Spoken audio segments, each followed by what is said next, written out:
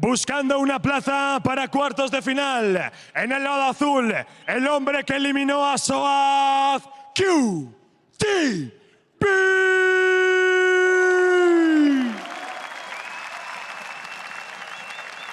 And as a mid laner, he's already dominated on Katarina, LeBlanc, and Syndra. Somebody take him off of these champions. It's Maple! All right, gentlemen, let's do this.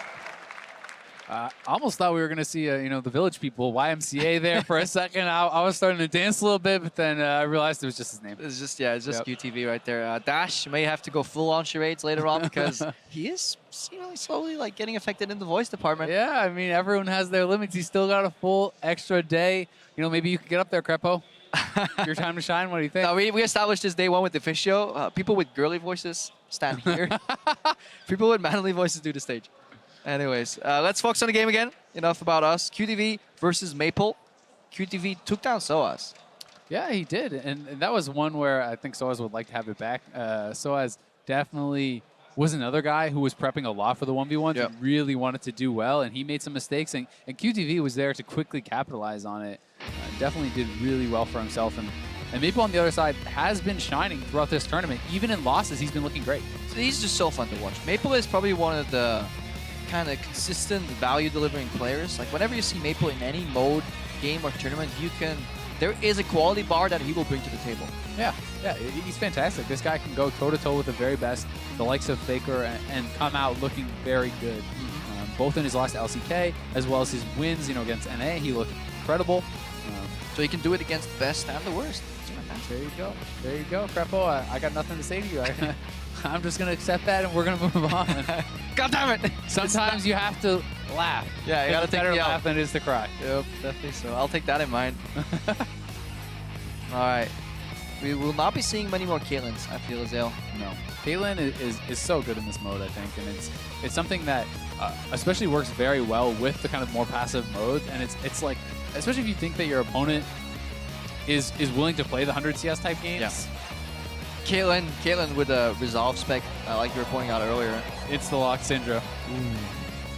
Insta-lock, though. Again, guys, here at Riot Games, we don't want you to cheat, but if there happens to be a giant monitor right next to you, maybe just take a look-see. Although this pick looks okay.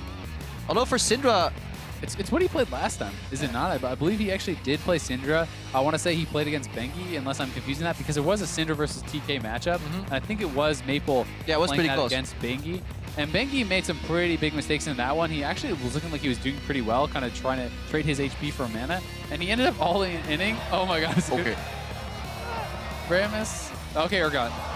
Interesting. Urgot's fun to watch, because if there's a champion with a really high all-in, maybe we finally found the answer to Syndra. All these Reddit threads about like, man, she missed all her spells, threw a bunch of spears in my face and I'm dying. Well, were you playing Urgot? Were you? Because you're passive and your shield can protect you. Yep. And then you're going to have that one guy who's like, I have 700 Urgot games to lose to Syndra. Yep. Maybe it's because you're bad. Maybe, right. Krepo. Let's see. This does feel like a match where Syndra just had such an easy push. Yeah, I agree. And I think that if summoner spells aren't changed, it's pretty interesting because we did see the fact that Maple was not running Exhaust, which you might be like, well, why? Exhaust is so powerful in these 1v1s. It's because he's not expecting to get into melee range, right? He's trying to use his range to kind of poke out his opponent, to keep throwing those spells from a longer range than the Urgot can get into. He never wants to actually be in range of exhausting, right? He wants to stay very far back unless he's trying to go for that all-in kill and use the Ignite. Yeah, that's definitely what Urgot wants to do. He wants to get up close to the Syndra, hopefully dodge some spells somehow, get that reduced damage from the ultimate, because to my knowledge, just gonna make sure I'm not messing it up here, it stays on you 2 seconds after the ultimate, right? Yeah, I do believe so. I mean, I don't know the exact timing, but it's a flat damage reduction. Yeah. It is a buff. With a lingering effect. Exactly. So that's kind of the, if we're looking at if it ever gets to level 6, QTV wants to swap before or during the ulti. Ideally, you want to swap mid-ulti animation, so you soak the ulti, and then have a trade right after on the second round of cooldowns from the Syndra, that you also get double reduced damage, one from your passive and one from the R lingering effect. Yeah. But that is if it gets to level 6, because it could just be an early push Fiesta for Maple. It certainly could, and the thing is, for QTV, if Syndra gets 6, you have to either ult or exhaust that ultimate, or you're probably just going to take simply way too much damage. And that's how Bengi ended up losing this matchup, getting a full unexhausted ultimate on him, and it's just too much to take. He got chunked so low, and Maple's going to try to stay out of range, going to try to poke him out, hit those Qs, hit those Es, and look for the trades on that. And definitely initiate the ulti out of exhaust range, just like we were talking about earlier. You do not want to get that ulti exhaust, and for QTV, it's paramount that he does exactly that. Again, just like any 1v1 starts, people hit the first creep just a ton. Want to get that down, focus on single creeps, single melees. QTV is kind of already looking to yield a push just a bit. Maple can get those range creeps down. And Maple is starting the W, actually. Oh, that's so he took the W. He wants to just be able to kind of harass this out, try to get some early poke on the QTV, and it does have very good range, so it is interesting to see that he is electing to go for that. QTV, I mean, level 1, you're not really looking to do too much. You are much more hoping for that level 2. You hit your E, and then you start to get really, really good trades. Yeah, QTV is running 0-18-12. So he's doing a Thunderlord's Urgot with then a Resolve side spec. And the full mana regen there. So he has all HP regen talents and the mana regen talents, which I really do like quite a lot. And it may allow him to kind of skip something like a tier that Impact went into, right? You can go for something like a Hex Drinker instead. You can go for more defensive options because you may not need to itemize as heavily into the mana regen. And that can help you to survive an all-in that may come from Maple. And if you can live through that ultimate, if it gets there, obviously, and kind of get up in his face and really start to kind of get that fight close and personal, you could win. Yeah, definitely so. Maple right now, honestly, wants to get the most out of his spells. That's why he's last hitting purely with auto attacks. Doing a decent job so far, not dropping too much CS, still trailing a few ahead. QTV, that's a good connect here on level 3, obviously. Sidesteps to counter damage, that's a really beautiful trade. Oh, he's looking... Notice how he's not getting any minion aggro. Yep. He did not weave in an auto attack there. He can walk in between the range creeps and pop Q because Q is a spell, and again, spells do not draw minion aggro here. He also sidestepped the counter W from Maple, so that was, in that microcosm, perfect play by QTV. Yeah, it was very well done. Maple, though, has the push advantage, as you said he would, and he's going to get that early base and likely pick up a Doran's or something. So he goes double Doran's, he gets the Fairy Charm, so it's all mana regen. He wants to stay out of range of his opponent, spam out these spells, and try to just win it out and probably either wave control or just an all-in from out of range of his opponent. And QTV is so behind on the push, so he is going to be late to back. But it's very interested to see, I'm very interested to see what he's actually going to be able to buy. Like, does he go defensive here straight off the bat, or does he go double Doran's into a longsword? Oh, it's tier anyway. Wow, I'm actually shocked. Yeah, he just specs really deep into... And Fairy Charm? I actually think this doesn't really make a lot of sense when you have full mana regen masteries, because I don't think you're actually going to Oof. I mean, Urgot ooms very quickly. Soft freeze here, before we kind of go back in the build here. We saw a couple of minions denied, but obviously you don't want to let the Urgot arrive on a full push, so you want to strike this balance where you deny 1 or 2 creeps by pushing the wave into position, and then still get the push back. Yeah, well, QTV, we'll see if it's certainly not going to have any mana problem now. I mean, Fairy Charm, tier, be surprised, man. Mana regen masteries. Look at that damage, though. Even without really any AD, that is a massive amount of damage that he's able to do, and every time you connect. Beautiful E placement as well. That was at the edge, and just like, this guy, like, if you miss your E on Urgot, you get counter traded so hard because you're utterly useless. So this is one spell you need to connect because it sets everything up. Yeah, the cooldown is pretty long here early on as well, and going to connect another. And if you're wondering why he's using the shield when he does connect that, it adds the slow. So it does put the slow onto that. But if we bring Hyder Critical, he would not be in range for a second hit after the slow. So technically that was a wasted shield, which got him poked right after. So we're really judging like these micro trades here. But it can always mean the difference in the end. Yeah, it certainly can. A lot of these matches have come down to very, very small differences, and QTV able to absorb a lot of that damage. And you know, if this does go further, will he pick up the null magic mantle? Will he build more defensively? I mean, he should. He has a lot of mana regen already, and he could just kind of turn himself into a semi-tank. Yeah, and the thing that we kind of overlooked with this heavy kind of reliance on mana is that he can use more spells on the wave now. That's fair. And then leverage the push. We see a level 6 on Maple right now. QTV did it as well. He has control because he has a zone control from E. I like this from Maple. Yeah, that was really nicely done. He lands a stun, pushes him back, able to take away that health relic, but does get a trade on the way out and procs the thunder. What does it look like? QTV has to be careful because a lot of Urgot players, they get so sucked in and they're walking in range to do another Q. They forget that E is dot. And dots draw tower aggro. And so you can really like mess yourself up right there. Maple is slowly learning in this matchup the cadence and kind of the timing where QTV wants to use that kind of poison charge. So he's been dodging a lot more lately.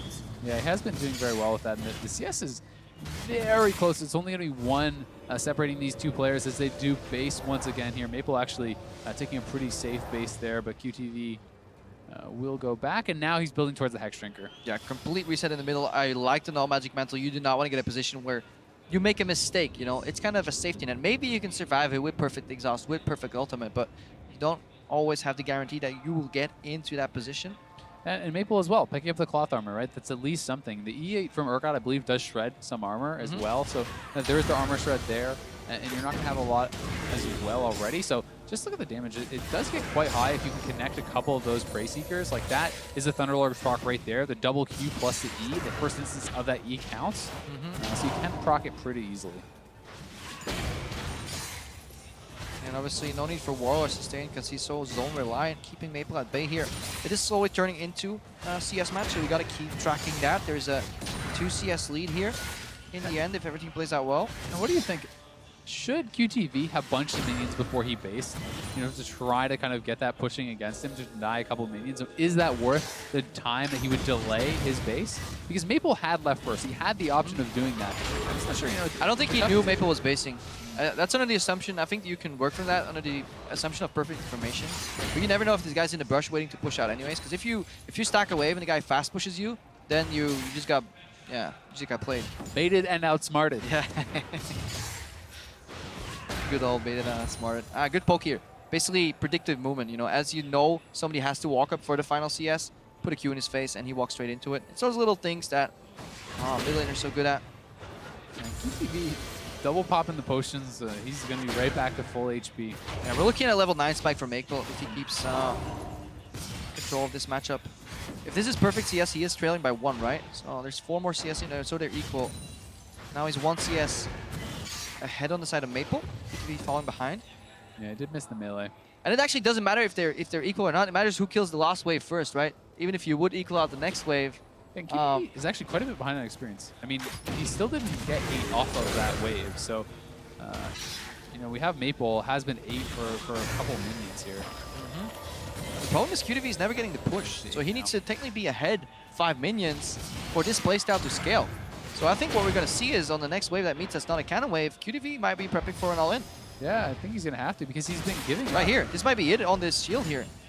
Oh, it's kind of tough now. Maple is just reading like a book. He backs off anytime he comes close, and Maple is playing it out very intelligently, not really giving QTV the opportunity to get in range. I think the correct play for QTV is to fake the all-in, forcing Maple to spam these Qs on max range and managate him. Put him low enough that he can't actually win the fight anymore.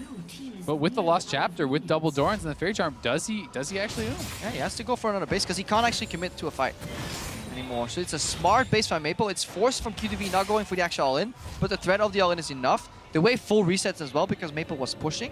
There's 15 creeps remaining. What do you think about Sork Boots here? Because I mean, there already is some flat MR from the null. So I think the fact that he like has to face the Hex Drinker makes it good, and the fact that he actually mobility is a big component here. Wants to dodge out the E's. Dodge out the E's and just get back in the lane quicker. Yeah. This is just a push. Like right now, because of Boots 2, he's here already. He would probably arrive like a few seconds later. He's setting up for 9 more CS. Just like you said as well, dodging the E's. I think Maple set up for victory here. Yeah, I mean, QTV has missed 2 this is it. He has to go. He's going all in right now. All right, connects E, misses. No, he gets it. He didn't ult. He didn't ult. He needed to ult there. He could zone though. He could go for zone play. Maple's low. Maple has to walk back in. The next E from Maple is crucial. Oh, good connection there. Side steps from QTV. QTV is no boots right here, so he could have probably went for more movement speed here. Juking out the Q for 1. This is good. He can walk up. Also bought a second Fairy Charm instead of health pots. Yeah. And now he's quite low, so I think that was a bit of a silly decision here, but I think QTV should have forced. Yeah, I agree. I mean, he was in range for the ultimate. It's now 1 wave away from this being game over. And he's basically pushing the wave. Maple can let the wave go under turret because QTV can no longer swap under turret because, yeah, he'll be tanking the bloody turret. So I think Maple has this. There's a lot of minions. Yeah, he's safety under turret. Remember, there is still a Hex Drinker. Yeah, there's 4 minions. That's all the minions he needs. Oh, 1 CS is going under turret, but it's so much damage. Oh, so close! QTV needed to all in earlier. We had the chance. With that trade in mind, seeing how it ended in the final exchange, QTV should have just popped that ulti earlier. Yeah, I mean, he used both the summoner spells Maple did, right? And he got 2 tower shots from his tower onto QTV, and he still almost lost. 1 Q.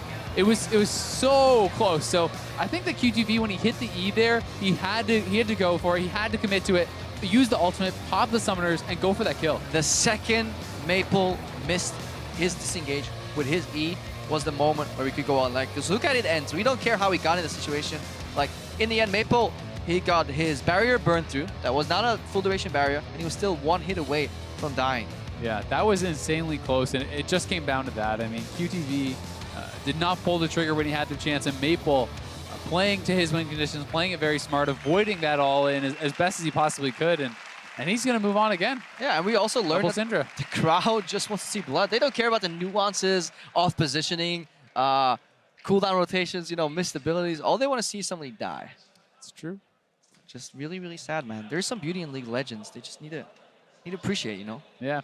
Yeah, take him on a magical journey. Take it on a magical journey about minion wave placements. Yeah, exactly. Anyways, Dash and Ibai should be ready on stage. Maybe just Ibai that I see standing there